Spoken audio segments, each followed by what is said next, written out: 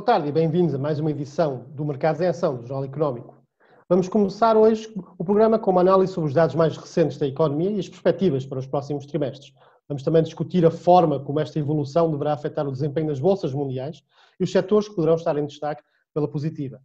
Na segunda parte do programa vamos olhar para o efeito da pandemia no setor da hotelaria. Para começar, como sempre, temos, no entanto, os números e os gráficos de semana com o Marco Silva. Boa tarde, Marco. Boa tarde, Chico. Obrigado. Este é o panorama do Wall Street da semana passada e curioso que a semana passada as tecnológicas não estiveram com um desempenho tão bom como tem ocorrido.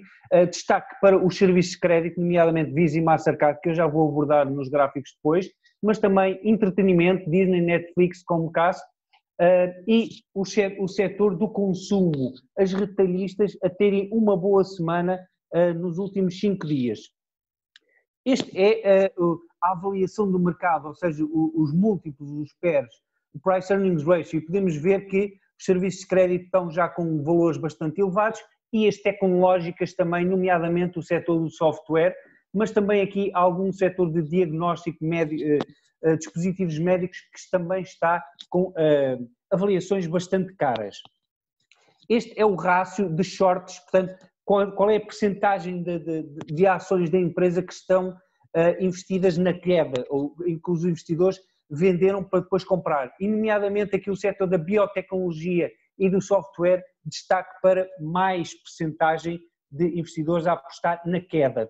Este é o mapa da semana passada no resto do mundo, destaque aqui para o Brasil com um bom desempenho e aqui para a Alibaba na China com quase 5% de ganho.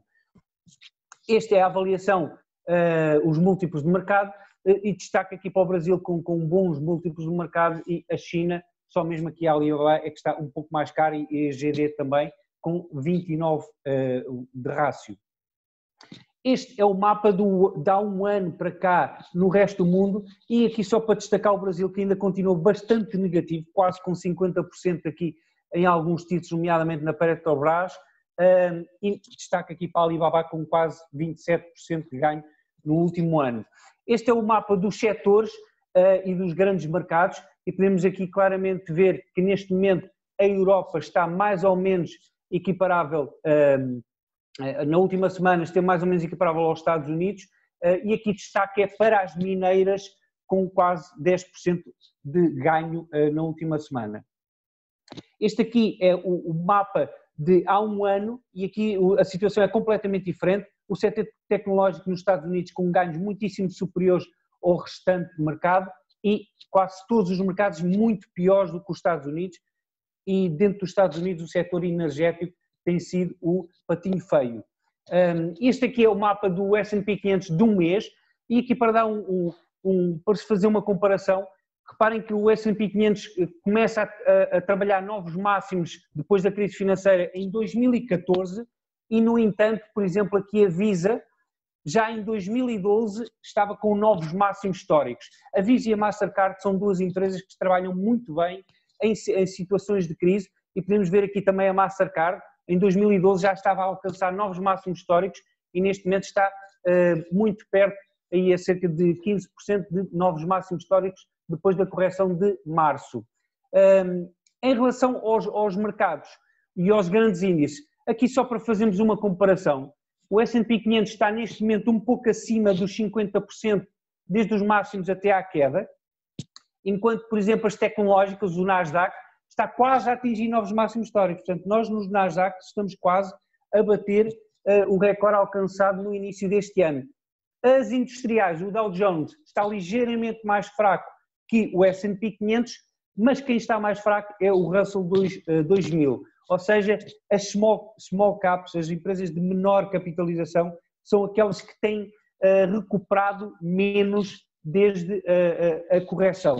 E por fim, só o gráfico da Microsoft, que claramente, tal e qual como a Amazon que apresentei aqui a semana passada, está quase a atingir novos máximos históricos e tem sido uma subida fabulosa nos últimos meses. E é tudo, Chico. Muito obrigado, Marco. Muita coisa para digerir e por isso temos connosco no programa João Pisco, analista financeiro e de mercados do Banco Inter Portugal.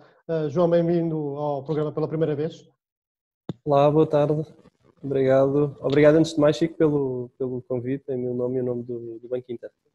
Ótimo. Vamos começar já pelas perspectivas económicas e depois voltamos para os mercados. Na semana passada tivemos uma série de dados do primeiro trimestre, por exemplo, em Portugal, com uma contração do PIB de 2,4% em termos homólogos e 3,9% em cadeia, ou seja, em relação ao quarto trimestre.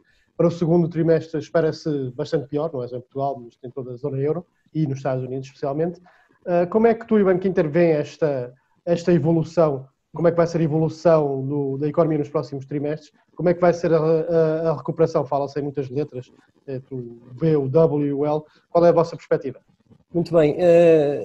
Enfim, antes de mais, devo dizer que sempre adotámos, e em comparação também com muitas previsões que fomos vendo aqui por parte de vários organismos internacionais também, sempre adotámos uma postura, eu diria, algo otimista, no sentido em que achamos que esta pandemia irá provocar, está a provocar uma contração brutal da atividade económica, portanto não podemos negar isso, é uma contração muito significativa, mas trata-se, da nossa opinião, de um chamado choque de impacto, portanto um choque muito severo, um choque muito duro, por via destas medidas de confinamento para tentar conter, travar a propagação do vírus.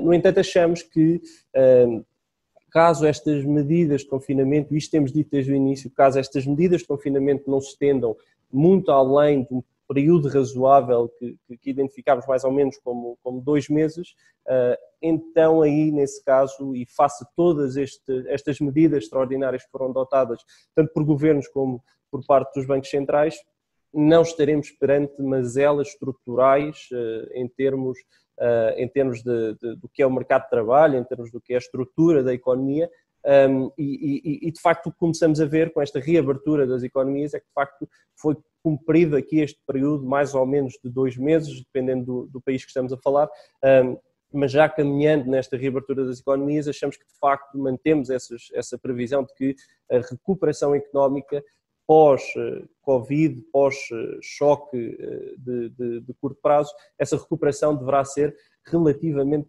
rápida e do modo geral nós achamos que está a ser aqui subestimado esse dano estrutural sobre as economias e está, por outro lado, a ser subestimada a capacidade de atuação, tanto por parte dos governos como por parte dos bancos centrais. Portanto, eu acho que não faz muito sentido estarmos aqui a comparar a crise que vivemos hoje com a última crise financeira, de 2008, porque foi uma crise que, dada o elevado grau de complexidade na altura, de 2008, a resposta por parte dos governos, dos bancos centrais, acabou por ser muito, muito tardia, enquanto que, embora seja uma crise sem precedentes, esta que vivemos hoje, é relativamente simples no sentido em que a economia, a atividade económica basicamente paralisou. Portanto, era uma paralisação que tinha um horizonte mais ou menos definido e, portanto, isto permitiu aos governos e aos bancos centrais perceberem que se tratava de um problema de liquidez. Portanto, é essencial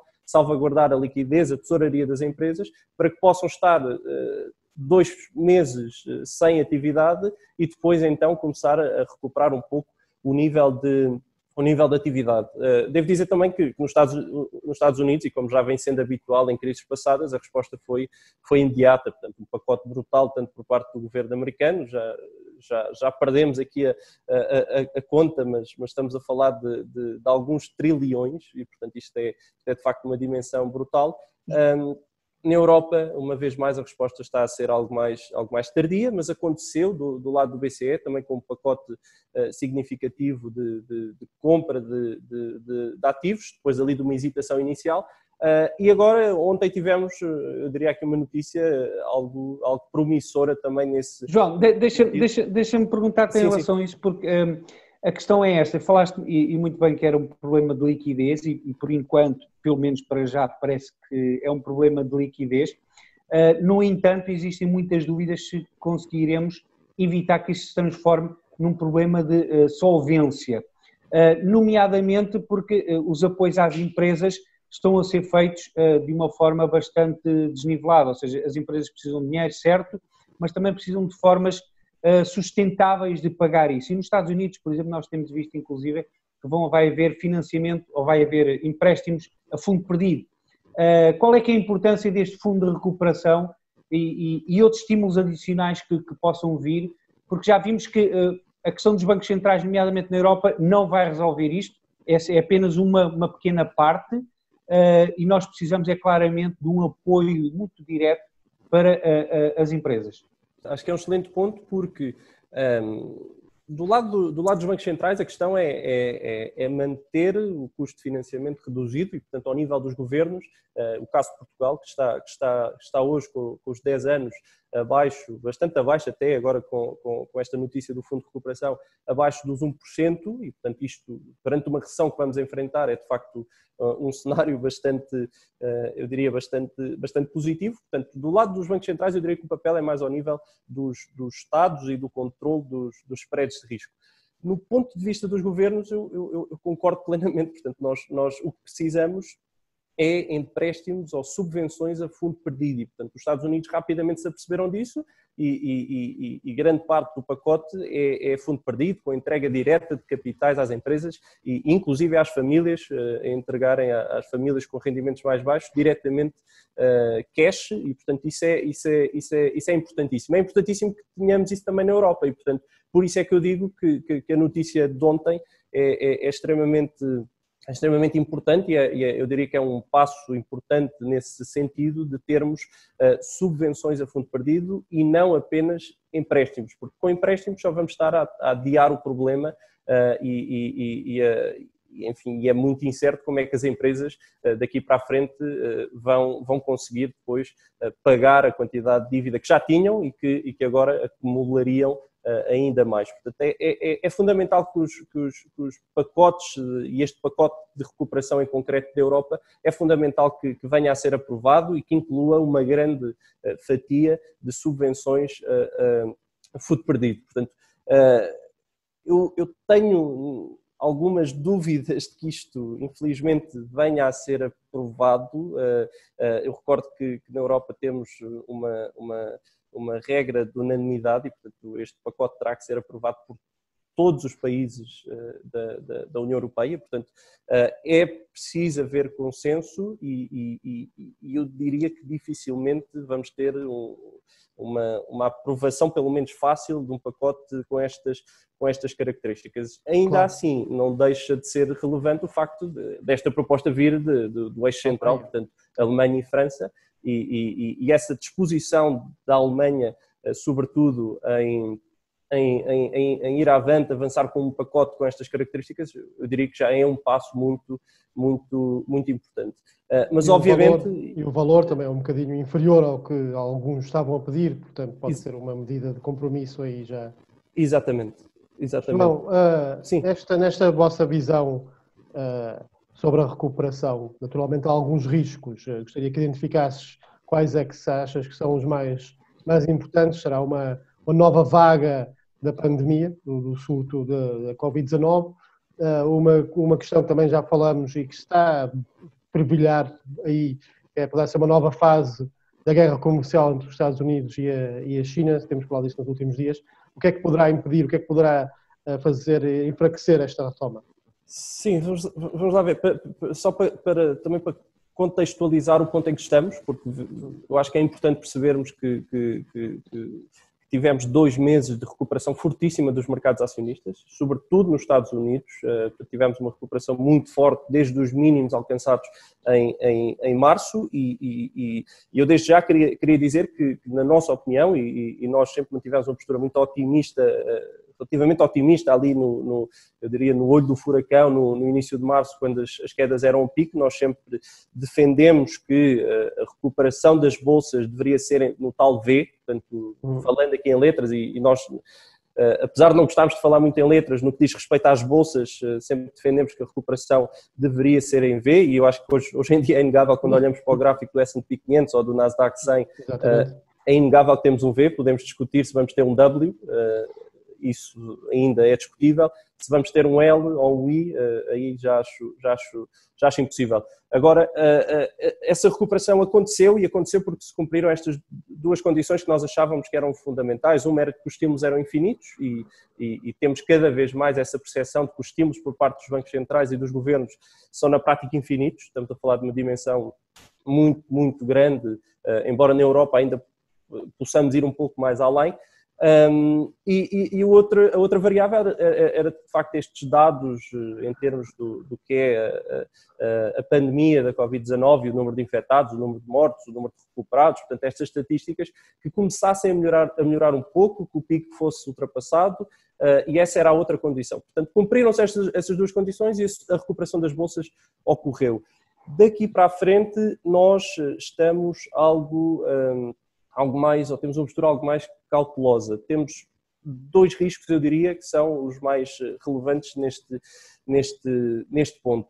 Um é essa segunda guerra comercial, que surge aqui no pior momento possível, esta troca de acusações entre Estados Unidos e China, e eu diria que é o grande risco que temos pela frente a curto prazo, é que de facto haja uma escalada das tensões entre os países e que tenhamos aqui uma imposição de tarifas e, portanto, uma barreira ao crescimento económico, quando o crescimento económico hoje em dia, a única coisa que precisa é de estímulos e não propriamente de barreiras, precisa de estímulos para se reerguer e não de barreiras para afundar ainda mais uma atividade económica que já foi muito afetada está a ser por esta pandemia. Portanto, eu diria que esse é assim, o principal risco a curto prazo. Olhando mais à frente, o grande risco que me preocupa é de facto essa segunda onda da pandemia. Portanto, nós sermos obrigados, depois do verão, provavelmente, como se fala aqui, parece começar a haver algum consenso de que provavelmente no outono poderá haver uma segunda onda da Covid-19, esse é o grande risco. Sermos obrigados a ir para casa, a atividade económica a voltar a travar a fundo, novas medidas de confinamento, seria desastroso para a economia. João, mas para além desse risco que, aliás, inclusive o Presidente da FED também realçou quando disse que a recuperação económica muito provavelmente só deveria acontecer se existisse uma vacina, não é? Portanto, para dar aquela estabilidade. Mas a questão é esta, nós temos os índices norte-americanos, como referiste, com subidas bastante significativas, nomeadamente o Nasdaq, mas está desnivelado, portanto, como vimos nos gráficos, o mercado transversalmente, as pequenas e médias empresas não estão a corresponder, o que geralmente costuma indicar aqui pouca força relativa do mercado, pouca abrangência, mas a questão é esta, e nós fizemos esta pergunta a todos os convidados, primeiro, se vão haver novos mínimos ou os mínimos vão ser testados, e como é que o mercado vai reagir, porque para já os dados económicos não estão a ser o fundamental, mas é preciso ver que o Price Earning Ratio do S&P 500 está nos 20,3, superior a todas as médias que existem 5, 10, 15, 20 anos, e a contração dos resultados para o primeiro trimestre foi de quase 14% para já, e não há grandes perspectivas para melhorar no segundo trimestre. Como é que isso tudo se vai conjugar? Porque a questão é, estamos quase no Nasdaq em máximos históricos, mas os price earning ratios estão muito superiores, e não é daqui a um trimestre, e talvez nem é daqui a 12 meses, que isto é forward ainda por cima, que isto vai recuperar.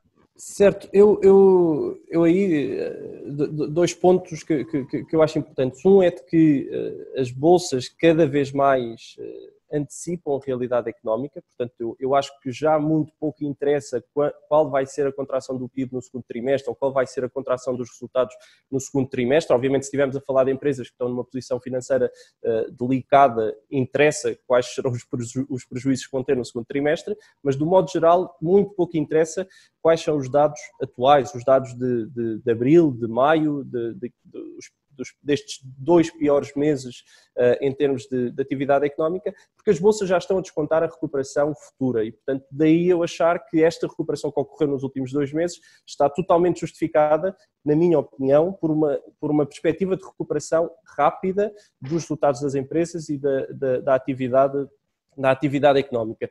Temos, obviamente, a questão dos estímulos, que os bancos centrais, eu acho que o papel dos bancos centrais está para ficar e, portanto, eu acho que não passa pela cabeça de ninguém agora o BCE ou o Fed começarem a aumentar as taxas ao mínimo sinal de que a atividade económica está a recuperar e, portanto, eu acho que este papel dos bancos centrais é cada vez mais importante, se calhar leva a que os preços dos ativos não reflitam propriamente a realidade económica e, portanto, esse desfazamento entre mercados financeiros, valor dos ativos financeiros e realidade económica, esse desfazamento é cada vez maior e esses estímulos, como digo, estão para ficar, é um papel permanente dos bancos centrais com os seus programas de compras e com os seus estímulos, a Fed a comprar mais recentemente os ETFs, portanto, há aqui um papel preponderante dos bancos centrais a desvirtuar um pouco o mercado e, portanto, quando dizem que o mercado está caro, como disseram, inclusive, grandes investidores na semana passada, lá no Clube de Economia de Nova Iorque, a nossa opinião é que ele está caro do ponto de vista de múltiplos de price to earnings, mas deverá continuar caro em relação à realidade económica por estes fatores que eu referi. E depois devo dizer também que à medida que avançamos no ano, nós economistas, nós analistas, vamos começar para avaliar um determinado ativo, para avaliar uma determinada empresa, vamos começar a incorporar as taxas de crescimento dos lucros dos próximos 2 anos. E quando olhamos para as estimativas de lucros do S&P 500 para 2021 e para 2022, estamos a falar de subidas muito significativas. Eu já sei que, obviamente, 2021 compara com 2020 muito negativo, mas estamos a falar de subidas na ordem dos 20% a 30% para os próximos 2 anos. E, portanto, price earnings múltiplos elevados acabam por ser justificados por essas estimativas de crescimento muito, muito elevadas. Agora, com isto, devo dizer também que a muito curto prazo, e olhando para os próximos 2 meses, eu acho que enfrentamos aqui, eu diria, um período de transição, um período muito incerto entre a fé, a crença de que vai tudo correr bem, o tal expressão tão utilizada nesta pandemia, que vai tudo correr bem, esta crença aplicada aqui aos mercados financeiros, e a realidade económica de que, efetivamente, a recuperação está a ocorrer. E eu aí alerto que dados relativos a junho, que é quando poderemos começar a ver alguma recuperação da atividade, só vão ser conhecidos em meados de julho e, portanto, ainda nos faltam 2 meses até percebermos se essa recuperação vai ou não acontecer. Portanto, eu estou algo cauteloso para os próximos 2 meses, acho que temos aqui um período incerto, ainda assim, para quem está a investir hoje com uma perspectiva alargada para 2021 e para 2022, achamos que, independentemente se ainda vamos mais abaixo, acho que mínimos não deveremos voltar a vê-los, a não ser que haja aqui esta nova onda da pandemia e que de facto a situação em termos económicos se torne bastante mais difícil de gerir. Acho que mínimos não os vamos ver, mas provavelmente veremos aqui um ponto mais baixo durante estes 2 meses, que, como digo, é um período vai ser um período muito incerto e só notícias como a que tivemos ontem dos avanços em torno do desenvolvimento de uma vacina por parte da empresa americana, da Moderna, só com notícias dessas o mercado conseguirá reerguer-se ou valorizar ainda mais em cima do que já valorizou. João, uma última pergunta, falando ainda dos mercados e o que é que poderá acontecer. Vocês identificam alguns setores que poderão estar em destaque pela positiva? A tecnologia já é uma das bases desta recuperação nos último mês, 2 meses, já vimos, mas há outros setores também, não é? Consumo, luxo, sim, saúde, quais é que vocês destacariam? Enfim, desde o início temos, e enfim, já há algum tempo que temos vindo a recomendar empresas tecnológicas, achamos que neste contexto que vivemos hoje, de marcado por alterações ao nível da forma como trabalhamos, o teletrabalho, alterações também na forma como nos relacionamos em termos sociais com esta nova realidade de distanciamento social. Enfim, a tecnologia tem um papel preponderante, é inegável, e isso está a ser refletido, inclusive, pela cotação dos gigantes tecnológicos que acabam por sair, obviamente, beneficiados de toda esta situação. Portanto, empresas que temos vindo a recomendar, como a Amazon, Microsoft, enfim, estas grandes empresas, que são diretamente beneficiadas desta situação, achamos que ainda faz sentido ter exposição, mas efetivamente quando olhamos para os múltiplos de algumas destas empresas já parecem algo mais exigentes e, portanto, já estamos um pouco pé atrás, exatamente, nesse sentido que com o preço que estamos a pagar, se calhar ainda vamos, e achamos que estas alterações são estruturais, portanto estas empresas vão ser beneficiadas nos próximos 2, 3, 5 anos e achamos que não é simplesmente por este período de confinamento que as pessoas, outra empresa que recomendamos como a Netflix, que as pessoas vão ver mais Netflix ou vão ver mais este tipo de plataformas de streaming, achamos que há aqui alterações estruturais, culturais e que vão beneficiar estas empresas a médio e longo prazo. E, portanto, achamos que faz sentido estar nessas empresas, obviamente tendo noção de que o potencial de valorização, depois do que já subiram, já não é tão apelativo, já não é tão interessante. Portanto, nesta fase estamos a inclinar mais para outro tipo de empresas, não propriamente estas empresas que chamamos antivírus, mas mais aquelas empresas que foram muito afetadas pela pandemia e sofreram fortes desvalorizações em bolsa e que agora, daqui para a frente, havendo já uma perspectiva de retoma da sua atividade, achamos que ainda conseguimos encontrar aqui pontos de entrada interessantes. E referiste o setor do consumo.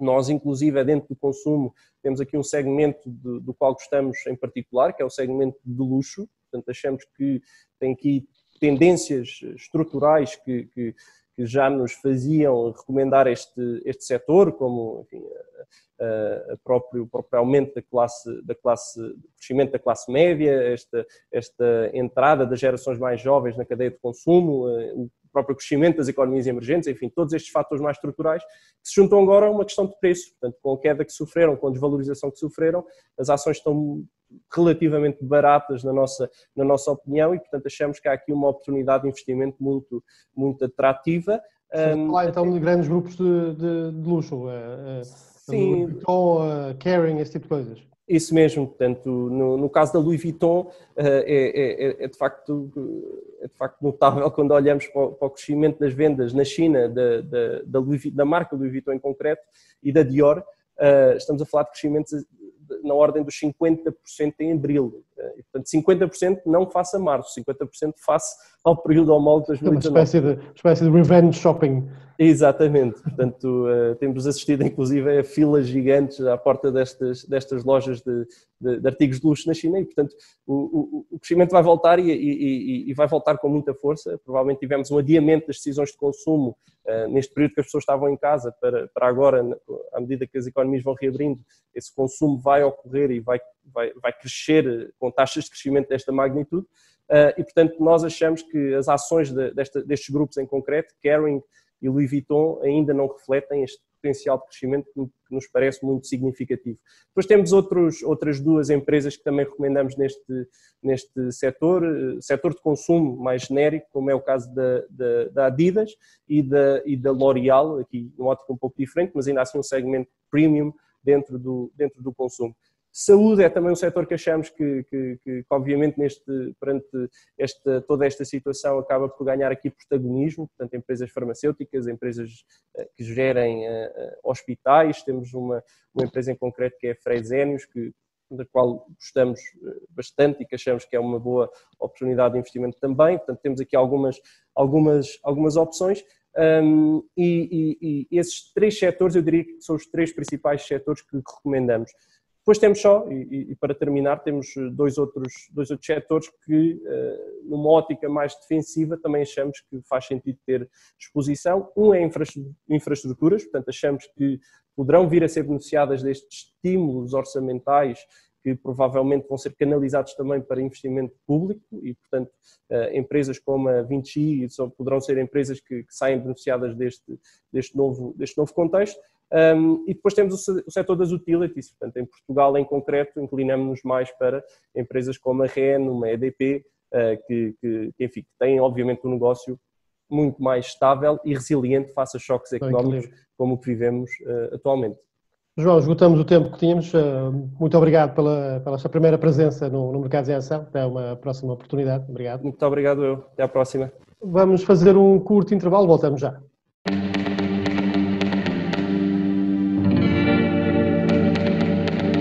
As figuras decisivas. Transferências milionárias. os milhões que movimentam o desporto.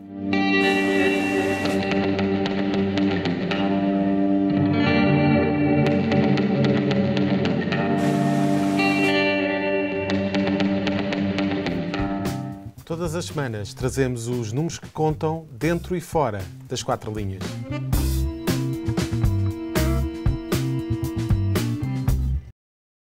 Bem-vindos de volta à segunda parte do Mercados em Ação do Jornal Económico. Vamos já para o espaço empresas e vamos falar de hotéis e turismo. Para esse efeito temos connosco o Bernardo Trindade, administrador do grupo Porto Bay e também vice-presidente da Associação de Hotelaria de Portugal. Boa tarde, Bernardo, e obrigado pela disponibilidade. Obrigado, e é um gosto sempre juntar-me a esta importante publicação. Obrigado. Bernardo, só para nos enquadrarmos, quais é que estão a ser os principais impactos desta pandemia na hotelaria em Portugal? Mais do que a nossa opinião, acho que é interessante olharmos, por exemplo, para as previsões da OMT. Ela prevê, num primeiro momento, quebras de 40%, e esta previsão foi feita no final de março. Entretanto, passou um mês e as novas previsões da OMT corrigiram para quebras de 80%. Estamos em maio e mais de 95% da hotelaria tem os hotéis encerrados, sem clientes e com os colaboradores colocados em segurança em casa. E isto reflete bem o estado da arte, se quiser. Bernardo, os apoios que o Estado tem dado, nomeadamente o layoff simplificado, linhas de crédito, têm sido úteis? Conseguem resolver alguma coisa, tendo em conta que isso são perdas de receita que dificilmente se podem recuperar? Qual é que tem sido a utilidade destas iniciativas? Não, tem sido indiscutivelmente muito importante e devo dizer-vos que eu tenho procurado sensibilizar o Governo nos diversos fóruns onde intervenho para algo que é absolutamente essencial.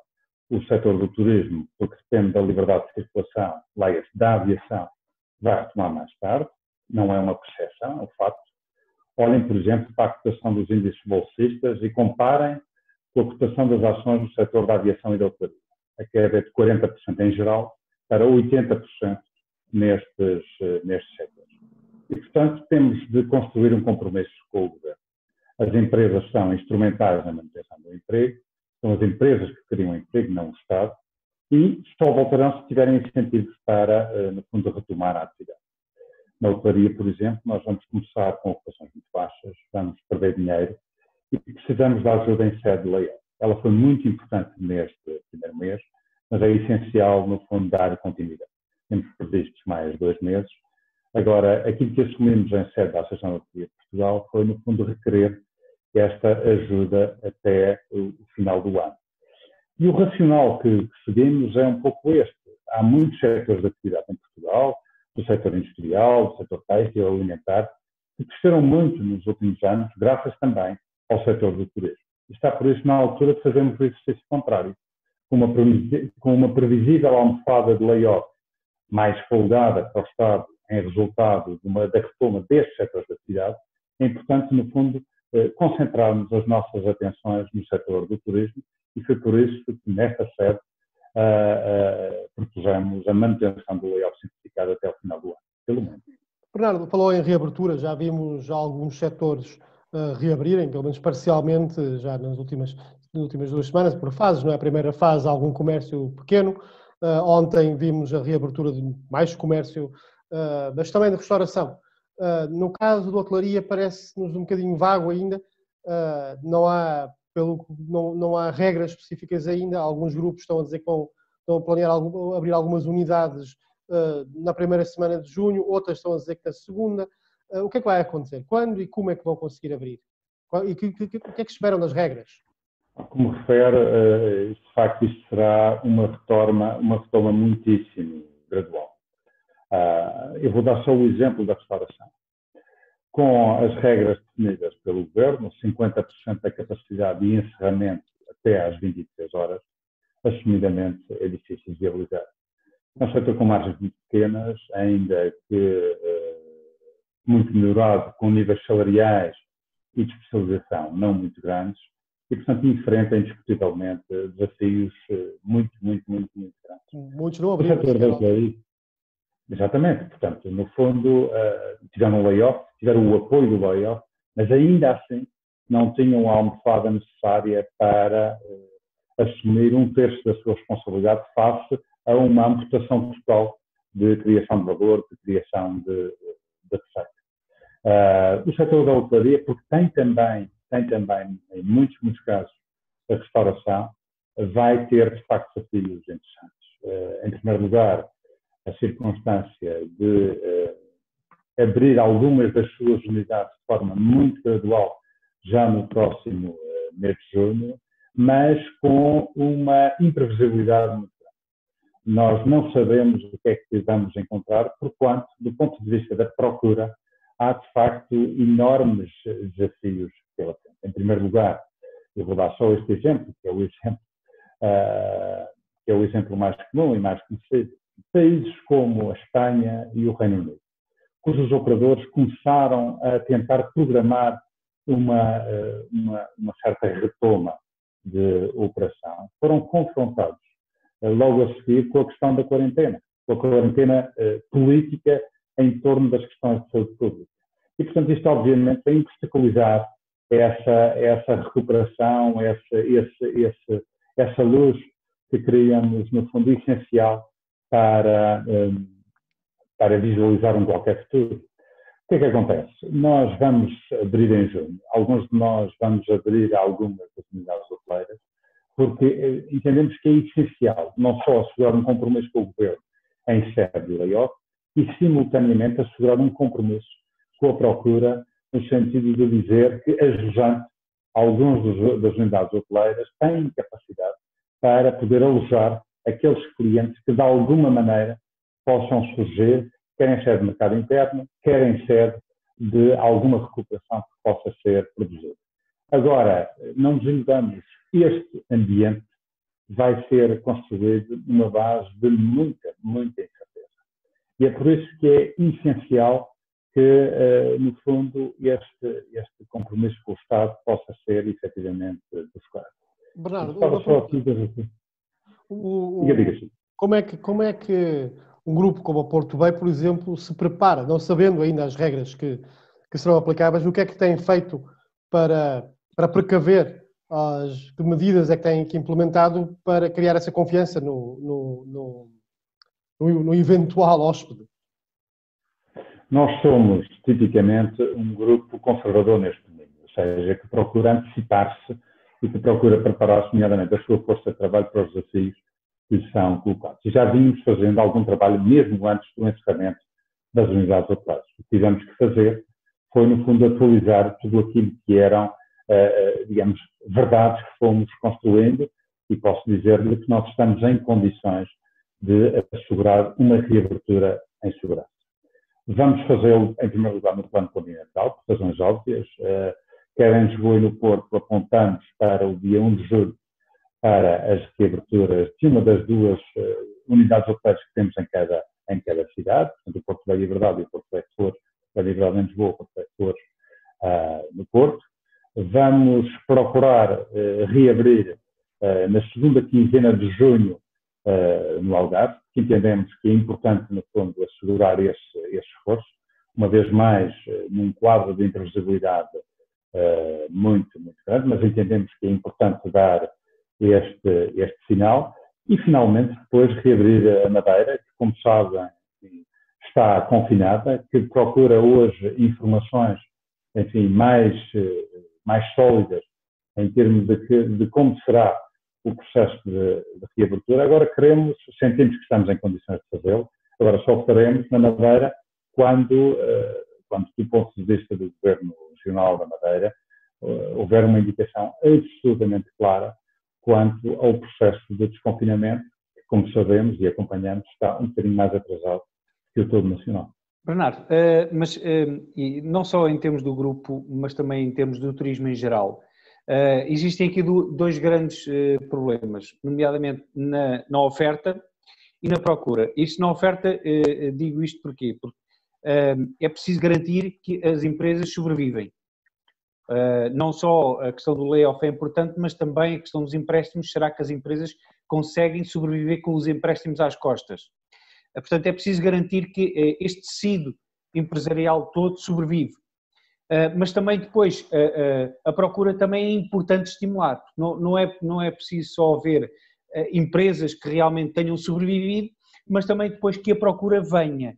E aqui vocês podem estar preparados, mas o consumidor pode não estar preparado ainda para ter a segurança. Aliás, isto foi transmitido inclusive pelo CEO da Ground Force, que a questão da segurança e de transmitir conforto aos clientes é fundamental. Que apoios é que o Estado, tanto na parte da procura como na parte da oferta, poderá implementar, e, nomeadamente ao nível fiscal, eventualmente do IVA, seja como for, em que é que o Estado vos poderia ajudar, grupo e setor, para estimular estas duas vertentes, garantir a sobrevivência, mas também estimular a procura? Excelente pergunta. Aqui eu colocaria, de facto, como se gera. Em primeiro lugar, do ponto de vista da oferta, já falámos aqui na manutenção do layout, é muito importante. A questão da manutenção das moratórias fiscais, a questão da manutenção das moratórias em sede de linhas de crédito e com a constituição e agilização das próprias linhas de crédito existentes. Isso do ponto de vista da manutenção do emprego e da manutenção das próprias empresas parece muitíssimo significativo. Agora há uma outra questão que refere, que é obviamente também que concorre para este sucesso. Tem que ver com as dinâmicas de procura. Desse ponto de vista, a questão não é nova. Em 2008, por ocasião da questão da crise das dívidas soberanas, estava eu com outras responsabilidades na altura, e tivemos a oportunidade de lançar um programa com recursos financeiros avultados por parte do Turismo de Portugal para, em conjunto com os aeroportos, contactarmos, no fundo, as companhias aéreas no sentido de olhar para as rotas existentes e, em conjunto, procuramos mantê-las. E essa é uma questão que tem, igualmente, novamente, grande atualidade. Porquanto, com a crise do transporte aéreo, vamos ter, num futuro próximo, menos companhias aéreas e menos aviões. E, portanto, é essencial que uma partilha de risco entre Estados, entre destinos turísticos e companhias aéreas possa ser efetivamente construída.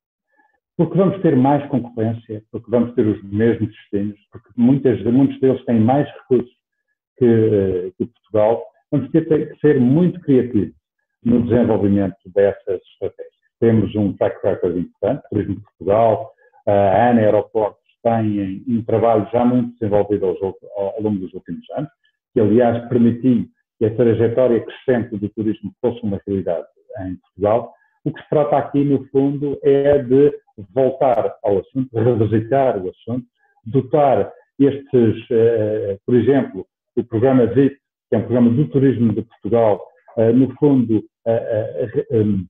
refeito para uma realidade como esta, não para as novas rotas, mas para a manutenção das existentes e construir uma lógica de partilha de risco. E estou convencido que, desse ponto de vista, havendo esta aposta, se quiser, política, podemos, no fundo, construir um qualquer futuro. Bernardo, uma última pergunta que é relacionada com essa, aproveitando a sua experiência, não só como empresário no setor, mas também com a sua experiência governativa no turismo e em funções públicas, o que é que acha, como é que acha que esta situação, esta adaptação que vamos ter que fazer agora no setor, que mudanças estruturais é que isto vai trazer ao turismo, a forma como viajamos, aos hotéis, à aviação, no seu todo, quais são as grandes alterações que vão ficar? O setor do turismo foi o setor que nos permitiu crescer nos últimos anos, em sede da economia portuguesa. Só nos últimos 4 anos, nos registros contributivos da Segurança Social, surgiram 400 mil novas pessoas. Mais de 100 mil foram no setor do turismo. O setor, obviamente, vai, em função deste quadro, vai emagrecer. Vamos ter menos pessoas no setor. Há pouco dei o exemplo da restauração como um bom exemplo daquilo que vai acontecer. muitos projetos hoteleiros previstos para os próximos anos vão aguardar. Uma parte importante do alojamento local será convertido em residencial de longa duração. E, portanto, vamos ter certamente inúmeros desafios pela frente. Agora, há um aspecto aqui que é importante. O turismo veio para ficar. Nós encontramos, de facto, um setor que resulta de uma constelação de atividades, que é um forte instrumento de coesão económico, político e social. Imaginemos, por exemplo, os 308 concelhos do país, quando olhamos para a sua questão de prioridades, quando ouvimos os nossos autarcas, eles dizem sempre que o turismo é claramente, digamos, a sua atividade estratégica para o futuro, mesmo que, em alguns casos, nem sequer estejamos a visualizar esse potencial. E, portanto, hoje é claramente uma causa nossa, é uma causa que tem que ser acarinhada, em sede do layoff, como referi, porque vai exigir, naturalmente, também um processo de requalificação do próprio setor, quer em sede de layoff, quer em sede de IFP, quer em sede das escolas de hotelaria e turismo. Vamos trabalhar muitíssimo desse ponto de vista para que num qualquer futuro possamos todos voltar a sofrer. Esse é claramente o meu sentimento, a minha esperança e naquilo que vou dedicar muito da minha energia, porquanto entendo que ela é essencial para o nosso país. Bernardo, muito obrigado pelo contributo para este programa e boa sorte nesta próxima fase do setor e até uma próxima oportunidade. Vamos com certeza voltar a reencontrar. Muito obrigado pela atenção. Obrigado, Bernardo. Marco, vamos para a fase final do programa. A palavra da semana, qual é que é? Sim, hoje é average down, ou seja, quando um investidor compra umas ações, por exemplo, a $100 e depois os títulos caem, por exemplo, 25%, passam para $75 e o investidor compra mais na perspectiva de reduzir o preço médio, portanto, esta redução do preço médio. Isto é uma estratégia que é eficaz, mas também é uma valente armadilha para quem não sabe utilizá-la. Isto porquê? Porque se é bom comprar mais barato, é preciso ter em consideração que os pressupostos podem ter mudado. Warren Buffett, por exemplo, costuma dizer que é sempre bom comprar mais barato, mas porque ele sabia perfeitamente e sabe perfeitamente o valor que está a comprar e da empresa que está a comprar. Ao caso inverso, muitos dos investidores fazem compras a preço inferior e, no entanto, estão meramente a duplicar o seu risco, porque o investimento em que estão a fazer não é digno disso. O barato pode ser caro de vez em quando. Exato. Marco, obrigado. Chegamos assim ao final de mais um Mercados em Ação do Jornal Económico. Agradeço a preferência dos nossos telespectadores e estaremos cá na próxima semana, terça-feira, às 17 horas também. Muito obrigado.